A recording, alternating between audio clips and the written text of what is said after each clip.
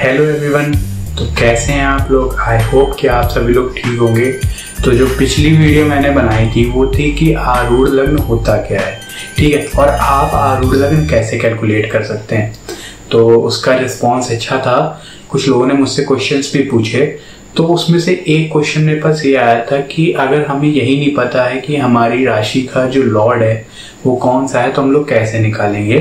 तो उसके लिए मैंने सिंपली इस वीडियो में ये कर रहा हूँ कि मैं एक चार्ट लगा दूंगा, तो आप उसमें देख सकते हैं कि आपकी राशि का क्या लॉर्ड है, ठीक है। उसके हिसाब से फिर आप कैलकुलेट कर सकते हैं। कैलकुलेट कैसे करना है ये मैंने आपको उस वीडियो में सिखाया था। अगर आपने वो वीडियो नहीं देखी है तो उसका लिंक मैं आई बटन में डाल दूंगा, आप वहां से जाके उस वीडियो को देख सकते हैं। तो अब हम लोग अपनी इस वीडियो के बारे में बात करते हैं। ये जो वीडियो है ये बहुत ही इंपॉर्टेंट वीडियो है। हालांकि मैंने बोला कि पहली वाली वीडियो भी इंपॉर्टेंट थी, पर ये भी इंपॉर्टेंट है। क्यों इंपॉर्टेंट मैं आपको बताता हूँ। इसलिए इंपॉर्टेंट है क्योंकि आज की जो वीडियो है उसमें हम लोग जानेंगे कि आरूढ़ लग्न और उसके डिफरेंट हाउसेस से क्या इम्पैक्ट पड़ता है, ठीक है। कि अगर आरूढ़ लग्न है उससे सेकंड हाउस में क्या होता है, उससे थर्ड हाउस में क्या होता है, उससे फोर्थ हाउस में क्या होता है। ऐसे ही करके हम लोग सारे 12th हाउस के बारे में जानेंगे कि आरूढ़ लग्न से डिफरेंट हाउसेस पे क्या इम्पैक्ट होता है। तो चलिए आज की वीडियो हम लोग यहीं से शुरू करते हैं।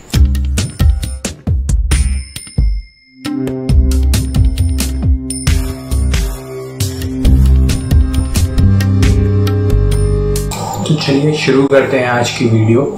और जैसा कि मैंने पहले भी बताया था कि ये वीडियो आप लोगों के लिए बहुत इंपॉर्टेंट है, तो प्लीज़ इस वीडियो को स्किप ना करिएगा, पूरा एंड तक देखिएगा। मैं अपनी पूरी कोशिश करूंगा कि इसको जितना सिंपल बना सकता हूँ मैं उतना सिंपल बनाऊँ ताकि आप लोगों के समझ में आए, ठीक है। तो अब आप लोगों को यहाँ पे मेरी स्लाइड्स दिख रही होंगी जो मैंने बनाई हुई हैं। यहाँ आपको हर भाव की एक कुंडली के लिए उसमें बता दिया जाएगा कि इस भाव से क्या देखते हैं, इस भाव से क्या देखते हैं। आप यहाँ पे देख भी सकते हैं, बाकी मैं आप लोगों को बताऊंगा अभी उस बारे में थोड़ी सी डिटेल्स भी दूंगा, ठीक है। यहाँ पर जो हम लोगों ने कुंडली ली है इसमें हमने आरूढ़ लग्न को ही फर्स्ट हाउस मान लिया है, ठीक है। यानी कि आरूढ़ लग्न को हमने फर्स्ट हाउस माना है। आप लोग इस बात में कंफ्यूज ना होइएगा। जैसा कि मैंने पिछली वीडियो में अपने बताया था कि आरूढ़ लग्न जो है वो फर्स्ट और सेवंथ में नहीं आती है, हमने वहां वो चीज नहीं करी। पर अगर आरूढ़ लग्न है उसी को हमने फर्स्ट हाउस मान लिया, ठीक है। जैसे कि अगर आपके 10th हाउस में आरूढ़ लग्न आ रही है तो हम लोगों ने 10th हाउस को ही फर्स्ट हाउस मान लिया है ताकि आप लोगों को इजिली एक्सप्लेन कर सकूं, ठीक है। तो फर्स्ट हाउस जो होता है जहाँ आपका आरूढ़ है वहां से हम लोग देखते हैं कि आपकी इमेज कैसी है, आप लोगों के सामने कैसे दिखते हैं, आपका यश कैसा है, उपयश कैसा है, आपका पद क्या है, आपकी प्रतिष्ठा कैसी है, लोग आपको कैसे देखते हैं, आप लोगों की नजरों में अच्छे हैं या बुरे हैं, ठीक है। तो दो तरीके के लोग हो सकते हैं, एक होता है अच्छा इंसान, एक होता है बुरा इंसान। तो आप उनमें से कौन से हैं ये आपकी आरूढ़ लग्न से देखा जाएगा, ठीक है। यहाँ पर आपके अगर शुभ ग्रह हैं यानी कि बृहस्पति, बुध, शुक्र और पक्ष बली चंद्रमा, ठीक है, अगर आपके ये ग्रह हैं तो आप लोगों की इमेज लोगों के सामने अच्छी होगी, लोग आपको अपने एक अच्छा इंसान समझेंगे। अगर यहाँ पे शुभ ग्रह के साथ एक्सॉल्टेड ग्रह हैं तो भी आप लोगों की इमेज अच्छी ही होगी। पर अगर यहाँ पे क्रूर ग्रह हैं या पापी ग्रह हैं तो वो आप लोगों के लिए थोड़ा प्रॉब्लमेटिक हो सकता है। आप लोगों को किसी ज्योतिष को कंसल्ट करके उससे पूछना चाहिए, ठीक है। तो आप लोग जान गए होंगे कि फर्स्ट हाउस से हम लोग क्या देखते हैं। फर्स्ट हाउस से हम लोग देखते हैं कि आपकी इमेज कैसी है, ठीक है। अब आरूढ़ से सेकंड हाउस से हम क्या देखते हैं, आरूढ़ से सेकंड हाउस से हम देखते हैं इनकम, कि मतलब आपकी इनकम कैसी है, या आपकी एक तरह से इनकम में सहायक बन सकता है। यहाँ पर अगर शुभ ग्रह हैं बृहस्पति, बुध, शुक्र या फिर उच्च का चंद्रमा है तो ये आप लोगों के लिए बेनिफिशियल है, आप लोगों की इनकम अच्छी होगी। पर अगर यहाँ पर कोई नीच या पापी ग्रह है या क्रूर ग्रह है तो वो आप लोगों के लिए थोड़ा प्रॉब्लमेटिक होगा, ठीक है। तो आप लोग ये जान गए होंगे कि फर्स्ट हाउस से हम लोग इमेज देखते हैं, आरूढ़ से सेकंड हाउस से हम लोग इनकम देखते हैं। अब आरूढ़ से थर्ड हाउस में हम लोग क्या देखते हैं, तो चलिए देखते हैं। आरूढ़ से थर्ड हाउस में आप देखते हैं कि आपके छोटे भाई बहन, ठीक, तो आप अपने छोटे भाई बहन के बारे में जान सकते हैं। और आरूढ़ से थर्ड में हम लोग डेथ भी देखते हैं। तो यानी यहाँ डेथ का मतलब हो गया कि आप लोगों की मृत्यु कैसे होगी, या मैं कह दूं कि मृत्यु का जो कारण है वो आप आरूढ़ से थर्ड हाउस में देख सकते हैं कि आपकी किस वजह से मृत्यु होगी, ठीक है। आरूढ़ से जो 4th हाउस होता है वो हमारा एक तरह से होम पीस होता है, यानी कि आप अपने घर में सुख हैं, आपके घर में शांति है, आपका मन शांत है, आप खुश हैं, ये सारी चीजें हम लोग आरूढ़ से 4th हाउस में देखते हैं। और जैसा कि मैंने आपको बताया था शुभ ग्रह और नीच या क्रूर पापी ग्रह के बारे में, तो वो रूल हर भाव में अप्लाई होगा, ठीक है। मैं बार बार उन्हीं चीजों को नहीं दोहराना चाहता। अगर वहां पर उच्च प्लेनेट है तो वो आपको अच्छा फल देंगे, पर अगर वहां नीच या क्रूर प्लेनेट है तो वो आपको खराब फल देंगे, ठीक है। तो हम लोग पहुंच चुके थे आरूढ़ से 4th हाउस तक का। अब आरूढ़ से 5th हाउस पे आते हैं। आरूढ़ से 5th हाउस जो है वो आपकी इमेज चेंज है। तो अब आप इससे ये समझ लीजिए कि इमेज चेंज का क्या मतलब है। इसका ये मतलब है कि अगर आप अच्छे इंसान हैं तो आप बुरे भी बन सकते हैं, पर अगर आप बुरे इंसान हैं तो आप अच्छे भी बन सकते हैं, ठीक है। तो इसमें आपकी आरूढ़ का चेंजमेंट होता है कि अपने आरूढ़ को आप कैसे चेंज कर सकते हैं, अपने आरूढ़ को बदल सकते हैं, ठीक है। आरूढ़ से जो 6th हाउस हमारा होता है वो हमारी वीकनेस होती है, हमारी कमजोरी होती है। अगर आपके आरूढ़ से 6th हाउस में रजस प्लैनेट है, ठीक है। रजस प्लैनेट कौन कौन से होते हैं? बुध हो गया, शुक्र हो गया, ठीक है। अगर ये 2 प्लैनेट हैं तो आपका दिमाग जो है वो, आपकी जो कमजोरी है वो सांसारिक जीवन है, ठीक है। तो आप सांसारिक जीवन में ज्यादा खुश नहीं रहेंगे, तो आप लोग अपने अध्यात्म को जान सकते हैं, आप आध्यात्मिक पथ पर भी चल सकते हैं, ठीक। और अब हम लोग बात करते हैं कि आरूढ़ से 7th में क्या होता है। आरूढ़ से 7th जो है वो आपका डोर है, जैसा कि आप यहाँ देख सकते हैं। आरूढ़ से 7th आपका डोर है। अब यहाँ पे डोर का ये मतलब नहीं है कि आप जिससे आते हैं या जिससे जाते हैं। यहाँ पे डोर का क्या मतलब हो गया? यहाँ पे डोर का मतलब है कि आप लोगों से कैसे इंटरेक्ट करते हैं या कैसे लोग आपसे मिलना चाहते हैं, ठीक है। तो ये बहुत ही जरूरी होता है, क्योंकि आज के जमाने में अगर आप लोगों से अच्छी तरह से इंटरेक्ट कर रहे हैं तो that is very beneficial for you, ठीक है। तो अब हम लोग आते हैं आरूढ़ से 8th हाउस में। आरूढ़ से 8th हाउस में हम लोग देखते हैं कि आपको आपका ऋण क्या है, ठीक है। ये जो ऋण है आप कोशिश करिए कि इसी लाइफ में इस ऋण को चुका लें, ठीक। अब ये ऋण कैसे हो सकते हैं?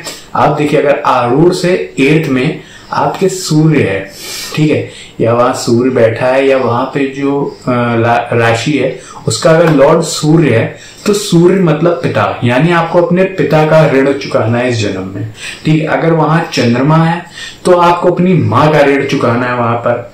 वहीं अगर आपका वहां मंगल है तो आपको अपने भाइयों का ऋण चुकाना है। कोशिश करिए कि आप इसी उम्र में इस ऋण को चुका सके, ठीक है। तो आप लोग एक तरह से ये भी जान सकते हैं कि आपका जो जन्म हुआ है वो इस ऋण को चुकाने के लिए ही हुआ है। अगर आपके मान लीजिए वहां पे सूर्य है और आपको अपने पिता का ऋण चुकाना है, तो आप कभी भी अपने पिता की बात मत काटिए, उनका आदर सम्मान करिए, उनकी हर बात को सुनिए, वो जो बोलते हैं वो मानिए। अगर वहां चंद्रमा है तो अपनी माँ की सारी बातें सुनिए और माँ की सारी बातें मानिए, ठीक है। तो अब हम लोग आगे बढ़ते हैं। आप यहाँ स्लाइड में देख सकते हैं आरूढ़ से जो 9th होता है। आरूढ़ से 9th क्या है? हमारा इमेज प्रोटेक्ट है। अब आपने इमेज अपनी बना ली, लोगों के सामने आपकी इमेज अच्छी बन गई, तो आपको इमेज प्रोटेक्ट भी तो करनी है। तो ये बहुत जरूरी होता है कि आप अपनी इमेज को प्रोटेक्ट भी कर लें, ठीक है। तो आप लोग अपनी इमेज को प्रोटेक्ट कैसे कर सकते हैं? वहां पर जो ग्रह हैं या वहां पर जो लॉर्ड हैं, आप उनको प्रे करिए। सीरियसली, आप अगर उन्हें प्रे करेंगे तो वो आपकी वहां पे इमेज प्रोटेक्ट होती रहेगी, आपकी इमेज नहीं बिगड़ेगी। अब हम लोग आगे बढ़ते हैं आरूढ़ से 10th हाउस में। आरूढ़ से 10th हाउस जो होता है वो आपके काम करने की एबिलिटी को दिखाता है, यानी कि आपकी वर्क क्वालिटी क्या है, आप कैसा काम करते हैं। अगर वहां पर शुभ ग्रह होंगे तो आप लोगों को काम करने में मजा आएगा या आप एक्टिव रहेंगे काम करने में। पर अगर वहीं पर अगर कोई नीच ग्रह है तो फिर आपको वही होगा कि आप आलसी बने रहेंगे, या आपको कोई भी काम बताया जाएगा तो आपको उसे करने में बहुत प्रॉब्लम होगी कि, या आप टालते रहेंगे कि कल कर लेंगे, परसों कर लेंगे। तो आप ये भी देखिए अपनी कुंडली में, अगर वहां से आरूढ़ से जो 11th हाउस है, आप वो यहाँ स्लाइड पे देख सकते हैं, वो है इनकम का, ठीक है। तो आप यहाँ से इनकम का अपना देख सकते हैं। अगर यहाँ पर कोई शुभ ग्रह है तो उसको एक्टिवेट करिए, आपकी इनकम बढ़ेगी, आप अपनी इनकम को बढ़ा सकते हैं, जैसा कि मैंने आपसे कहा था कि आरूढ़ से सेकंड हाउस को भी इनकम ही कहते हैं, तो वो आपकी एक इनकम में सहायक बन सकता है। जो आपका आरूढ़ से 11th होता है वो आपकी एक इनकम होगी, सोर्स ऑफ इनकम आप 11th से ही निकालेंगे, सेकंड से भी निकाल सकते हैं, पर वो एक तरह से आपका सहायक होगा इनकम का। ठीक है, तो अगर यहाँ पर कोई शुभ ग्रह हैं तो बहुत अच्छी बात है, आप उनको प्रे करिए, उनको एक्टिवेट करिए, तो आपकी इनकम बढ़ेगी। पर अगर यहाँ पर कोई भी नीच या पापी ग्रह हैं या क्रूर ग्रह हैं तो फिर मैं आपसे रिक्वेस्ट करूंगा कि आप किसी एस्ट्रोलॉजर या अपने ज्योतिष को मिले, उनसे आप अपना कंसल्टेशन लें, क्योंकि इनकम बहुत जरूरी होती है आजकल। आप सभी लोगों को पता है कि पैसे का महत्व थोड़ा ज्यादा होता है इस दुनिया में। बाकी सारी चीजें भी ठीक हैं, जरूरी होती हैं, पर आप लोगों को अपने जीवन यापन के लिए पैसा भी जरूरी है। ठीक है, आरूढ़ से 12th हाउस जो होता है वह आपके एक्सपेंसेस को दिखाता है। तो आरूढ़ से 12th में आप जान सकते हैं कि आप कैसे एक्सपेंस करेंगे, यानी कि आप कैसे खर्चे करेंगे, या आपका इन्वेस्टमेंट कैसा होगा। ठीक है, आरूढ़ से 12th में हम लोग एक्सपेंस देखते हैं और आपका इन्वेस्टमेंट देखते हैं। यहीं पे आपकी टेस्टिंग होती है। वो कैसे होती है वो मैं अपनी अगली वीडियो में समझाऊंगा। तो इसी के साथ आप सभी लोग जान गए होंगे कि आरूढ़ से डिफरेंट हाउसेस पे क्या इम्पैक्ट पड़ता है। ठीक है, तो अगर आपको ये वीडियो अच्छी लगी है या कोई ये वीडियो यूजफुल लगी है तो आप इस वीडियो को लाइक करिएगा। अगर आपने चैनल को सब्सक्राइब नहीं किया है तो प्लीज़ चैनल को सब्सक्राइब कर लीजिए। अगर आपको इस वीडियो से रिलेटेड कोई भी क्वेश्चन या कोई क्वेरी है तो आप नीचे कमेंट बॉक्स में ज़रूर बताएं, या आप मुझे पर्सनली मैसेज कर सकते हैं फेसबुक पर, मैं उनका रिप्लाई ज़रूर दूंगा। जैसा कि मैंने आपको बताया कि पिछली बार मुझे मैसेजेस आए थे कि सर हमें ये तो पता है कि वहाँ पे कौन सी राशि है, पर ये नहीं पता कि उस राशि का लॉर्ड कौन सा है। तो मैंने उसी के लिए इस वीडियो में आप लोगों के लिए एक चार्ट लगाया था। तो अगर मुझसे कोई भी गलती या कोई कमी रह जाती है वीडियो में तो प्लीज़ मुझे बताइए, मैं अपनी अगली वीडियो में उसके लिए कुछ ना कुछ ज़रूर करूँगा, आपकी वो प्रॉब्लम को मैं ज़रूर सॉल्व करूँगा। ठीक, अगली जो मैं वीडियो बनाऊँगा उस पर मैं बताऊँगा कि ग्रहों का क्या इम्पैक्ट होता है आरूढ़ लग्न पे और डिफरेंट हाउसेस पे। वो वीडियो भी एक बहुत ही नॉलेजेबल वीडियो रहेगी, तो उस वीडियो को देखना ना भूलिएगा।